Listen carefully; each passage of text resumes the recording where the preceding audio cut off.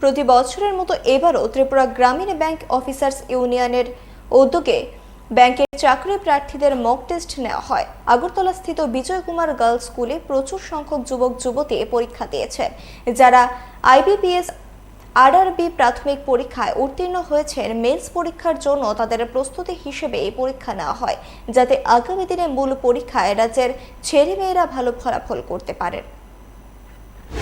যারা IBPS RRB ইয়েতে যারা প্রিলিমিনারি এক্সামে যারা টিকে, তারপর তাদের মেইন এক্সাম হয়, তারপর ইন্টারভিউ হয়।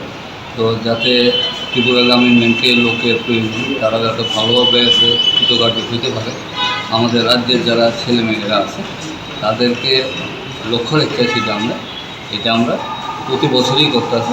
প্রতি বছরের নয়, এই বছরও আজকে শুরু হয়েছে। আগামী দিনে আবার যেভাবে করা হইল, আমাদের যারা এই ব্যাপারটা টোটাল অর্গানাইজ করতেছে তারা এটা ঠিক করে আগামী দিনে আরও প্রোগ্রাম, যাতে তাদেরকে আমরা একদম পরিপূর্ণভাবে আমরা তৈরি করে দিতে পারি মেন্সের জন্য। এবং পরবর্তী সময় মেন্সের পর ইন্টারভিউ, সেখানেও আমরা মক টেস্টের ব্যবস্থা করি।